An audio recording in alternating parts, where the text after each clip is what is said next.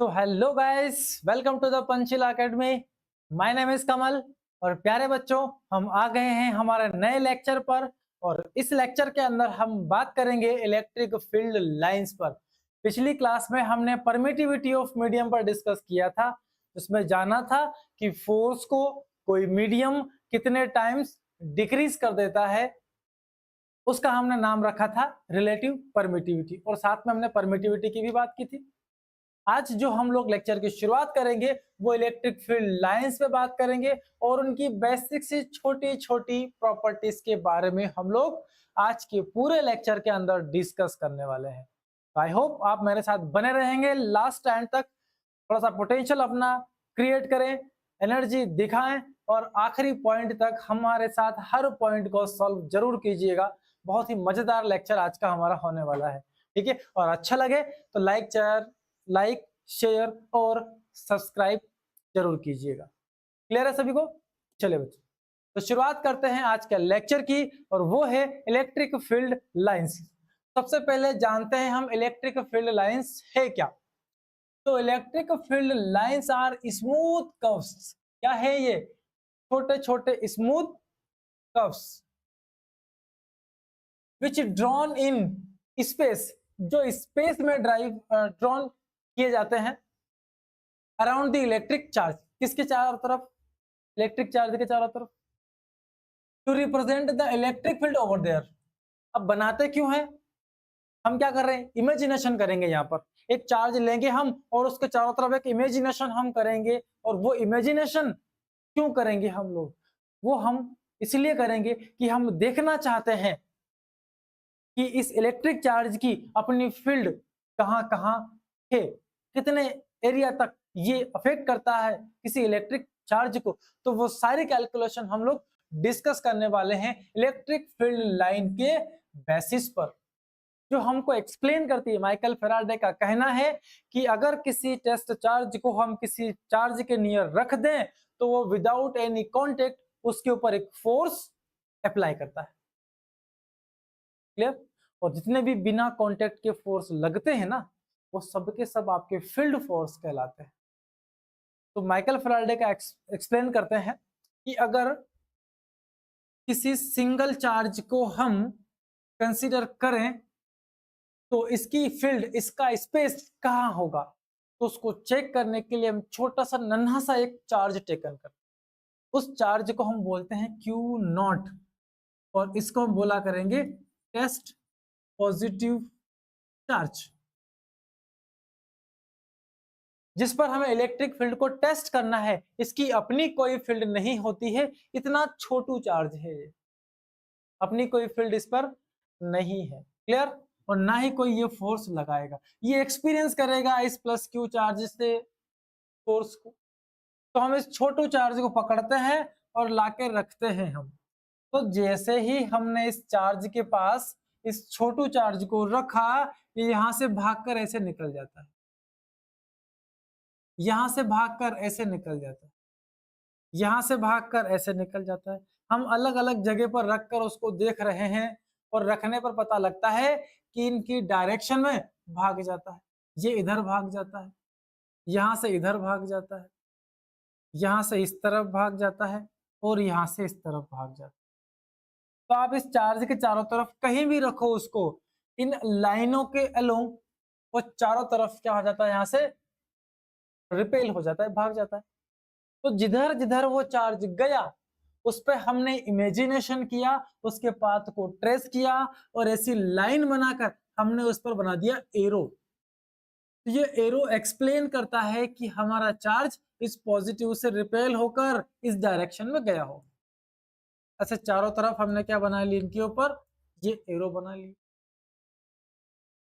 ये सिर्फ और सिर्फ हमारा एक इमेजिनेशन है, नेचर में ऐसा कोई एग्जिस्ट नहीं करता है। क्लियर?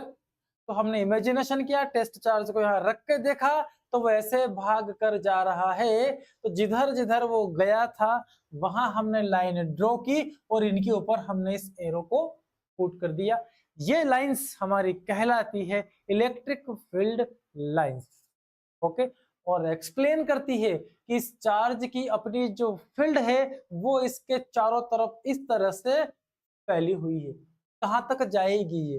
तो ये चार्ज जो फील्ड लाइंस हमारी है, ये यहाँ पॉजिटिव चार्ज से चलकर इंफिनिटी तक ट्रेवल करती है। कहाँ तक जाएगी ये? इंफिनिटी तक, चारों तरफ इंफिनिटी तक ये इलेक्ट्रिक फील्ड लाइंस यहाँ से ट्रेवल कर सकती है। पॉजिटिव चार्ज है तो इसके चारों तरफ से ऐसे भागते हुए कहाँ जाएगी? चारों तरफ जाएगी। अगर नेगेटिव चार्ज को हम पुट करते हैं यहाँ, तो नेगेटिव चार्ज जो हमारा है वो क्या करता है? वो तो अट्रैक्ट करेगा। तो अगर हम दूर कहीं टेस्ट चार्ज को रखते हैं तो वहां से ये चार्ज क्या करेगा? उस टेस्ट चार्ज को अपनी तरफ अट्रैक्ट करेगा। ये फील्ड लाइन यहां से इस तरफ आई, यहां से इस तरफ आई, यहां से इस तरफ आई, यहां से इस तरफ, यहां से नहीं, उल्टा हो जाएगा, यहां से इस तरफ। सारी की सारी फील्ड लाइंस इंफिनिटी से भागकर कहाँ आएगी? इस पॉजिटिव चार्ज की तरफ, सॉरी नेगेटिव चार्ज की तरफ। तो जैसे ही मैं इसके बाहर कहीं टेस्ट चार्ज को रखता हूं, वो टेस्ट चार्ज इस लाइन की डायरेक्शन में इस नेगेटिव चार्ज की तरफ अट्रैक्ट होकर चलने लग जाता है। तो ये इसका स्पेस बनता है, ये इसका अपना फील्ड बनता है। इस फील्ड के अंदर फोर्स लगती है, तो इलेक्ट्रिक फील्ड जहां जहां बनेगी वहां पर किसी टेस्ट चार्ज को रखने पर हमें मिलेगी इलेक्ट्रिक फोर्स। तो इन लाइंस की हेल्प से हम उस पॉइंट पर इलेक्ट्रिक फोर्स की कैलकुलेशन भी कर सकते हैं। क्लियर है? चलिए, ये तो हो गए इंडिविजुअल और सिंगल चार्ज के डिस्कशन। इनके कर्व कुछ इस तरह से हमको मिल जाएंगे। प्लस होगा तो इंफिनिटी तक लाइन जाएगी, और माइनस होगा तो इंफिनिटी से लाइन कहां तक आएगी? आपके नेगेटिव चार्ज तक आएगी। अगर एक पॉजिटिव और दूसरा नेगेटिव होगा तो क्या होगा? ये पॉजिटिव चार्ज और ये लिया हमने नेगेटिव चार्ज, ठीक है, दोनों किसी पर्टिकुलर डिस्टेंस पर यहाँ रखे हुए हैं। तो जब भी दो नेगेटिव, एक पॉजिटिव एक नेगेटिव, एक सिस्टम की हम लोग बात करते हैं, तो इलेक्ट्रिक फील्ड लाइंस हमेशा प्लस से निकलेगी और माइनस पर इमर्ज हो जाएगी। माइनस पर टर्मिनेट हो गई है, वहां से रिटर्न कुछ नहीं आता है। यहां से जाता जरूर है लेकिन वहां से वापस कोई नहीं आया। यहां से प्लस से निकल कर लाइन जाएगी, नेगेटिव पर टर्मिनेट हो जाएगी। ऐसी फील्ड लाइंस निकल निकल कर कहां जा रही है? प्लस से माइनस की तरफ। सारे एरो के डायरेक्शंस हमारे इस पॉजिटिव चार्ज से नेगेटिव चार्ज की तरफ होना चाहिए। तो इलेक्ट्रिक फील्ड लाइंस हमेशा पॉजिटिव चार्ज से निकलती है और टर्मिनेट हो जाती है किसके पास जाकर? नेगेटिव चार्ज के पास जाकर। तो ये थे हमारे फील्ड लाइंस। सिंगल चार्ज के लिए आप इस तरह से बना सकते हैं, और जब डबल चार्ज हो गया आपके पास तो उस तरह उसकी इलेक्ट्रिक फील्ड लाइंस को हमें यहाँ इस तरह से रिप्रेजेंट करना पड़ता है। ये हमारा एक इमेजिनेशन है। टेस्ट चार्ज को रख रख के देखा हमने, जिधर जिधर वो गया उस तरफ हमने उसके रास्ते को ट्रेस किया और ये इमेजिनेशन यहाँ पर ड्रॉ कर लिया। तो इस तरह से जो ये फील्ड हमको मिली, इन्हीं को हम बोलते हैं इलेक्ट्रिक फील्ड लाइन। ये इमेजिनरी है, स्मूथ है, और इस चार्ज के चारों तरफ बनाए गए कर्व्स है जो रिप्रेजेंट करते हैं इनकी इलेक्ट्रिक फील्ड को। इनमें अगर हम किसी चार्ज को रखेंगे तो वो हमेशा एक फोर्स को एक्सपीरियंस करता है। क्लियर है सभी को? चलिए, तो इलेक्ट्रिक फील्ड लाइन का डेफिनेशन अब अच्छे से रीड कर लेना, डायग्राम आपको बनाना ही है इसके अंदर। देन हम बात करते हैं प्रॉपर्टीज पर। तो अभी अभी हमने बात की है field line are start from positive and terminate at negative charge.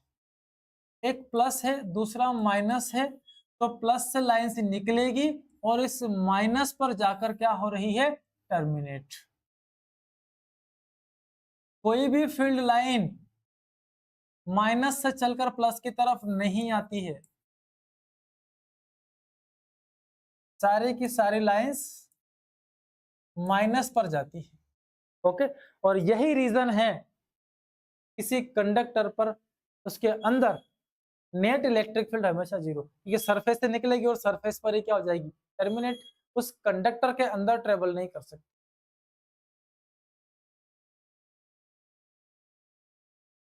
Hence electric field intensity inside the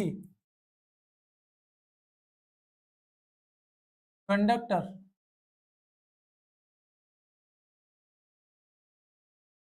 is zero. किसी कंडक्टर के अंदर नेट इलेक्ट्रिक फील्ड क्या हो जाती है, जीरो, क्योंकि फील्ड लाइन सरफेस से निकलती है और सरफेस पर ही क्या हो जाती है, टर्मिनेट। पॉजिटिव के सरफेस से निकली, नेगेटिव की सरफेस पर गई, टर्मिनेट, बात खत्म। अंदर कोई भी इलेक्ट्रिक फील्ड प्रेजेंट नहीं है, और अगर इलेक्ट्रिक फील्ड नहीं है, इलेक्ट्रिक फील्ड लाइंस नहीं है, इसका मतलब उसके अंदर किसी चार्ज पर कोई फोर्स अप्लाई नहीं होती। क्लियर? चलिए, these are discontinuous open and smooth curves, plus से निकलते हैं और माइनस पर जाकर टर्मिनेट, माइनस से वापस तो कुछ आया ही नहीं, ये क्या हो गए, ओपन कर्व्स हो गए।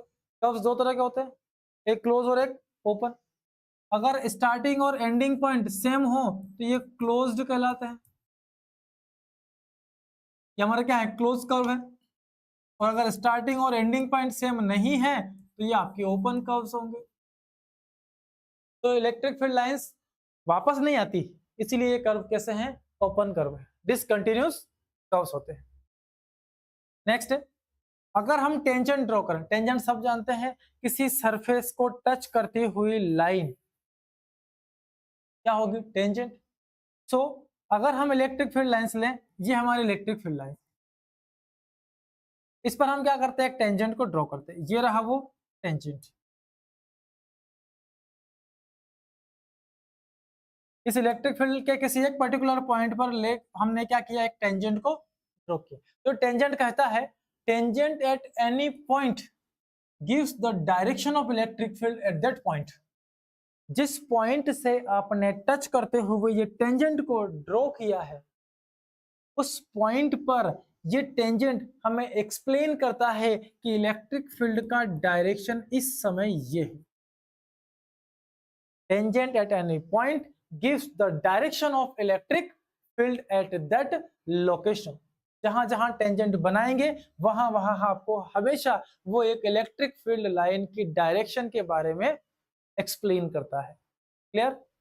चलिए, आई होप आपको ये 3 पॉइंट अच्छे से क्लियर हो गए होंगे। पहला है पॉजिटिव से निकलकर माइनस पर टर्मिनेट, डिसकंटिन्यूअस ओपन कर्व्स होते हैं, स्मूथ कर्व्स होते हैं। टेंजेंट को ड्रॉ करोगे आप तो वो डायरेक्शन को रिप्रेजेंट करेगा। बढ़ते हैं नेक्स्ट पॉइंट की ओर, क्राउडिंग ऑफ इलेक्ट्रिक फील्ड। देखिए, ये आपका पॉजिटिव चार्ज है, अब इसके पास इलेक्ट्रिक फील्ड लाइंस ऐसे ऐसे ऐसे ऐसे चारों डायरेक्शन में निकलते हुए ये फील्ड लाइंस इंफिनिटी पर क्या हो रही है, जा रही है। अगर मैं एक टेस्ट चार्ज लूं या छोटा सा एक एरिया टेकन कर लूं, मान लीजिए वो एरिया मेरा यहाँ पर है, तो यहाँ पर इस एरिया से लिंक होने वाली नंबर ऑफ लाइंस कितनी है, 3 है। जैसे जैसे हम दूर जाएंगे ये लाइंस ऐसा फैलती जाएगी रास्ता, उतना ही एरिया अगर मैं यहाँ टेकन करूंगा तो इस एरिया से लिंक होने वाली लाइंस कितनी होगी, पर लाइनें decrease, force decrease, field decrease. तो जैसे ही हम बात करते हैं क्राउडिंग, क्राउडिंग का मतलब होता है भीड़, जहां लाइनों की भीड़ इकट्ठी होगी वहां ताकत भी उतनी ज्यादा होगी, इलेक्ट्रिक फील्ड इंटेंसिटी भी उतनी ही हाई उस लोकेशन पर हमको मिलती है। तो क्राउडिंग मतलब भीड़, सीधा सा। इलेक्ट्रिक फील्ड हमेशा क्या बात करेगी, ये crowding of electric field lines represent relative strength, ये अपनी स्ट्रेंथ दिखाएगी इसकी, इलेक्ट्रिक फील्ड की। क्लियर? तो जहां फील्ड कम हो जाएगी, लाइंस कम हो जाएगी, वहां पर हमारी इलेक्ट्रिक फील्ड इंटेंसिटी का स्ट्रेंथ भी क्या हो जाएगा, डिक्रीज हो जाएगा। नेक्स्ट है, electric field lines are do not intersect, बहुत काम का पॉइंट, कई बार पूछा गया।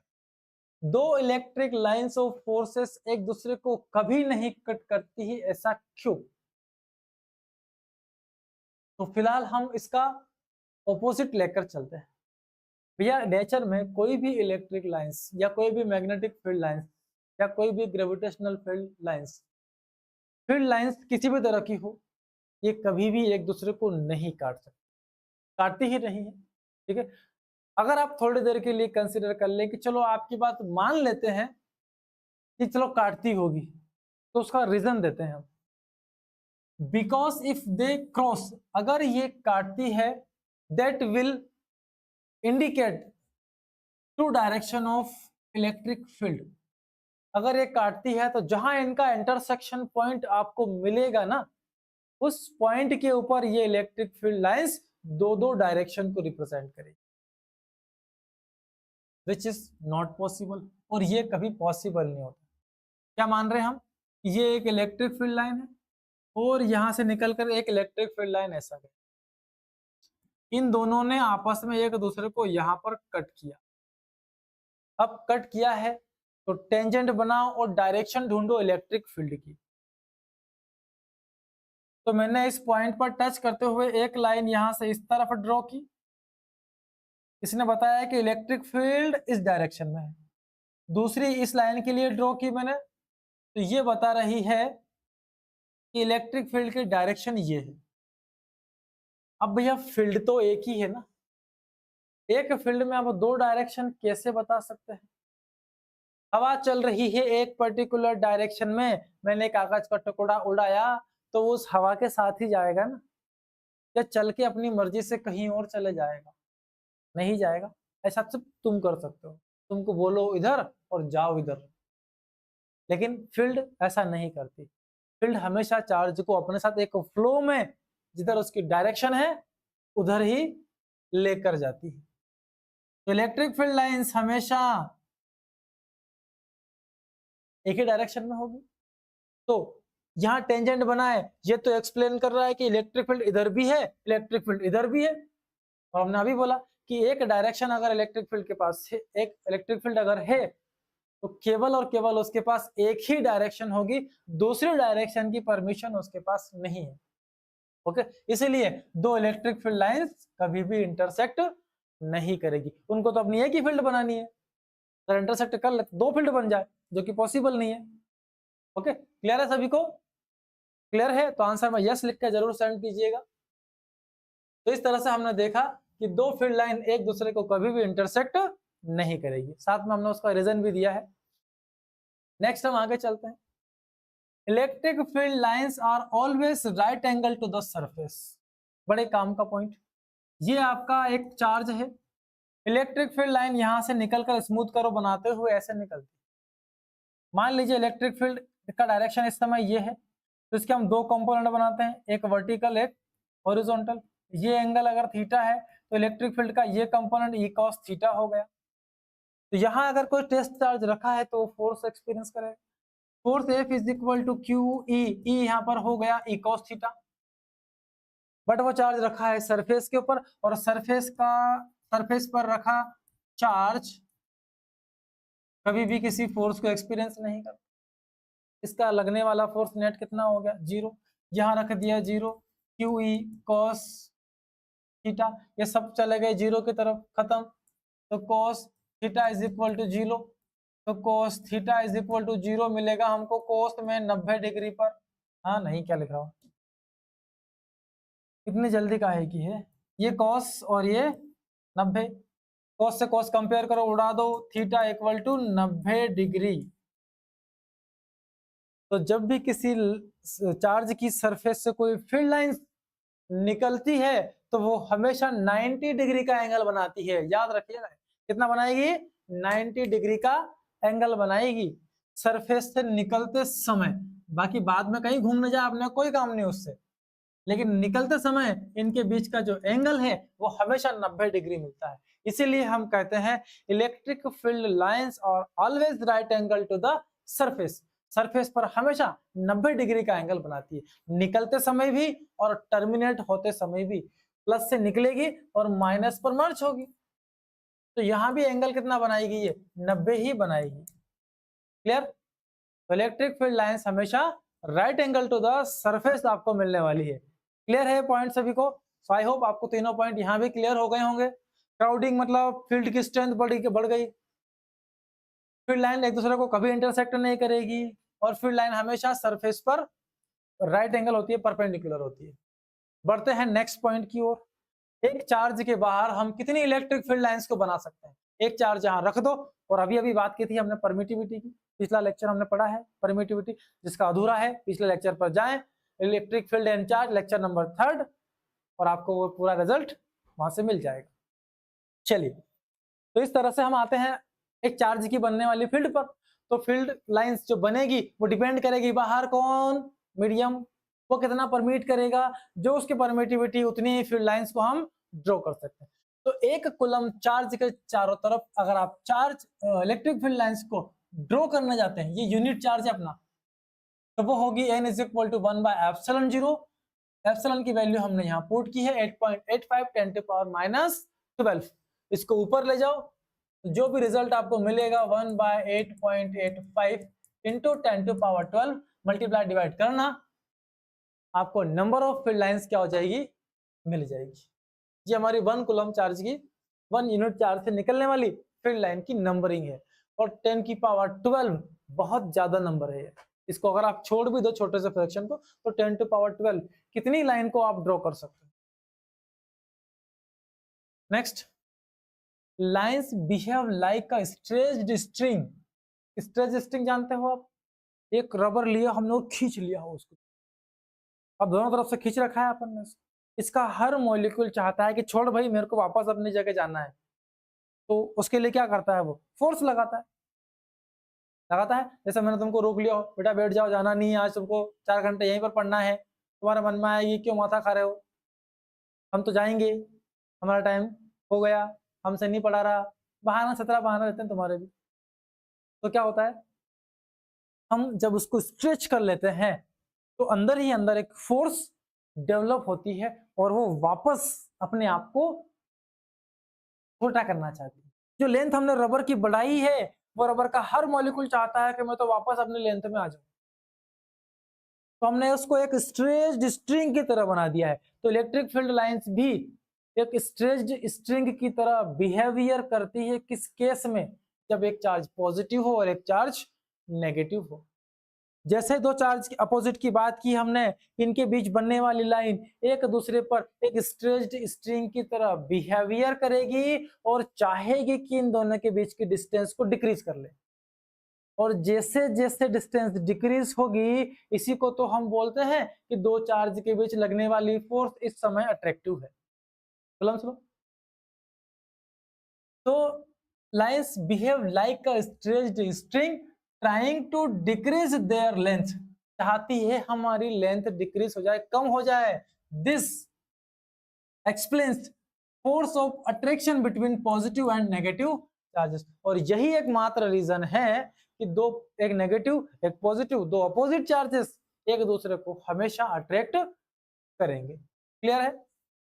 ओके, चलिए नेक्स्ट लाइन पर आते हैं। लाइंस आर लेटरली रिपेल, कुछ लाइन लेटरली एक दूसरे को रिपेल भी करेगी। That indicate the force of repulsion between similar charges. अब भैया एक चार्ज हमारे पास यहाँ है, दूसरा चार्ज हमारे पास यहाँ है, इसकी फील्ड लाइन यहाँ से ऐसी बनेगी, ये लो इसकी फील्ड लाइन ऐसे बन रही है, इसकी फील्ड लाइन यहाँ से ऐसे बन रही है। अब हमने देखा है कि दो लाइन को काटने की तो परमिशन है ही नहीं, इसकी और इसकी लाइन आप एक दूसरे को इंटरसेक्ट करने वाली नहीं है, तो इंटरसेक्शन की जो प्रॉब्लम हमारी है वो पॉसिबल ही नहीं है दो लाइंस के लिए, तो काटना तो है ही नहीं इनको। तो क्या होगा, ये इस पर फोर्स लगाएगी, ये इस पर फोर्स लगाएगी, अब दोनों लाइनें दोनों चार्ज की ऐसे चलते हुए यहाँ ऐसे आ रही है, चलते हुए कहाँ आ रही है, ऐसे आ रही है, ऐसे घूम गई है। क्या चाहते थी, हम तो सीधा हो जाए, जब हम थक जाते हैं तो क्या करते हैं, अरे आराम कर लो यार, अब तो हमारे हाथ पांव क्या करते हैं, सीधे करके सो जाते हैं।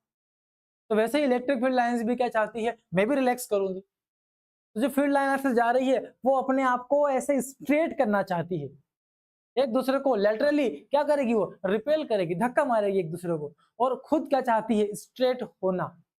जैसे दो फील्ड लाइन ऐसे स्ट्रेट होने जाएगी, ये दो चार्ज क्या हो गए, दूर भाग गए, तो दो चार्ज हमेशा एक दूसरे को रिपेल करते हैं, क्योंकि उनकी बनने वाली लाइन लेटरली एक दूसरे को रिपेल करती है और इस समय इनके बीच की डिस्टेंस इंक्रीज हो जाएगी।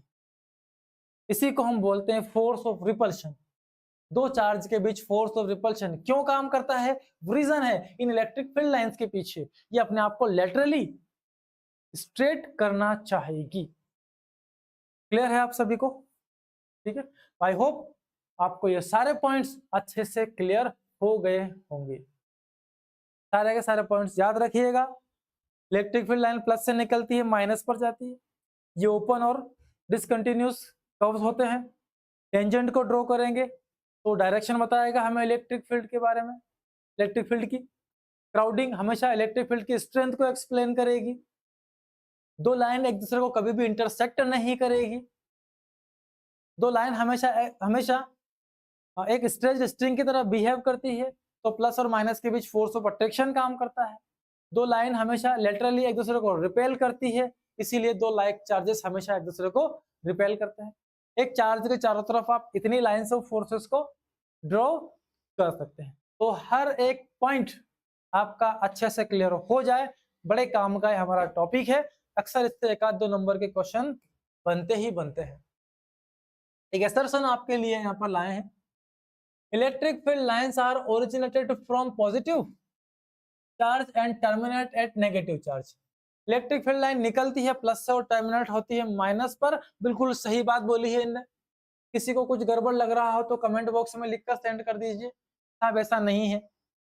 ठीक है, अब इसके पीछे रीजन क्या दिया इन्होंने, ये कहते हैं electric field line represent the direction of force. Electric field line force की डायरेक्शन बताती है, जो कि बिल्कुल सत्य वचन है। On positive charge, on positive test charge, ये इलेक्ट्रिक फील्ड लाइंस अगर एक पॉजिटिव टेस्ट चार्ज यहां रख दूं तो ये इस पर फोर्स की डायरेक्शन बताएगी। किधर लगेगा वो, F equal to Q not into E, इस फील्ड की डायरेक्शन में ये फोर्स काम करता है। तो जो रीजन दिया है वो एग्जैक्ट कंप्लीट दिया है। अब आपको चूज करना है इन चार ऑप्शन में से कौन सा सही है। नंबर 1, चलो हम डी से शुरू करते हैं। A is false, R is true.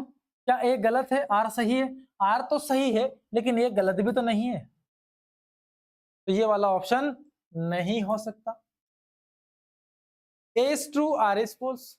Are सही है, इस बात को हम मानते हैं, लेकिन आर गलत भी तो नहीं है, तो ये वाला सॉल्यूशन भी हम नहीं ले सकते। Both A and R are true, क्या दोनों सही है? तो ये बिल्कुल सत्य वचन है, दोनों ही सही है।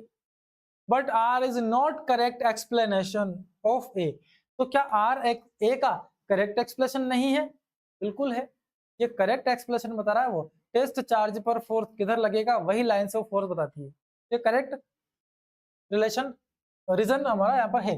अब आखिरी तो बचा आपके पास, यही आंसर होगा। Both A and R, check हमेशा कर लेना किसी भी आखिरी ऑप्शन को भी, हो सकता है उसमें कुछ गड़बड़ हो, इनमें से कोई सही हो जाए। वैसे तो यहाँ से कोई भी करेक्ट आंसर नहीं है, तो आप इसको टिक कर सकते हैं। Both A and R are true, बिल्कुल सही। R is the correct explanation of A, R हमारे ए का एक करेक्ट क्या है, एक्सप्लेनेशन है, बिल्कुल सही। तो हमारा जो आंसर है वो कौन सा सही होगा यहाँ पर? बाकी सारे आंसर आपके रॉन्ग है, यहाँ पर हटा दिए जाइए।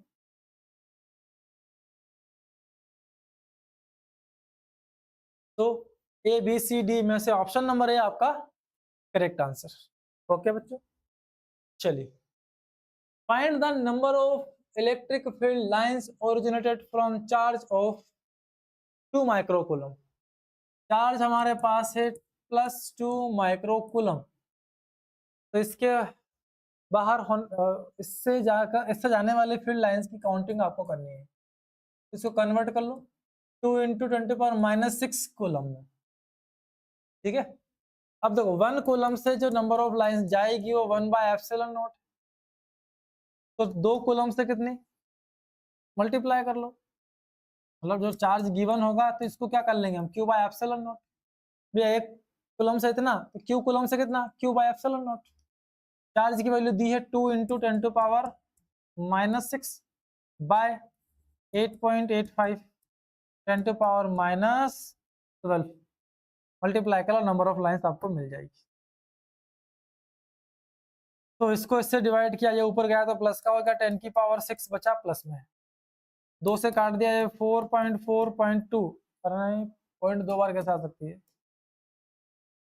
2 4 जा 8, 2 4 जा 8 और 2 2 जा 4 और एक बचा 2 5 जा छोड़ दो 4.4, लगभग 5 मान लो इसको।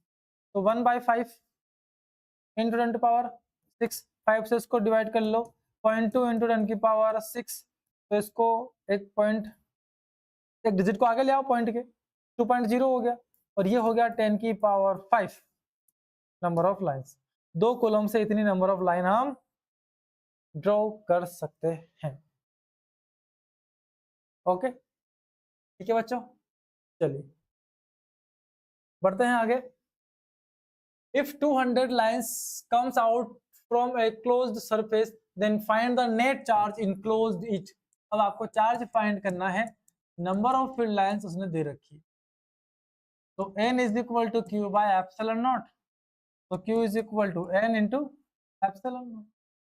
n आपके पास 200 है और ये है 8.85 10 टू पावर -12, मल्टीप्लाई कर लो, 2 जीरो इसमें मिला दो, 10 की पावर -10 रह गई, 2 से इसका मल्टीप्लाई कर लो, डबल कर लो, और क्या 2 5 जा 10 हो गया, 2 8 जा 16 और 1 17 हो गया, और फिर से क्या आ जाएगा 17 पॉइंट 2 डिजिट के बाद इज इक्वल टू चार्ज।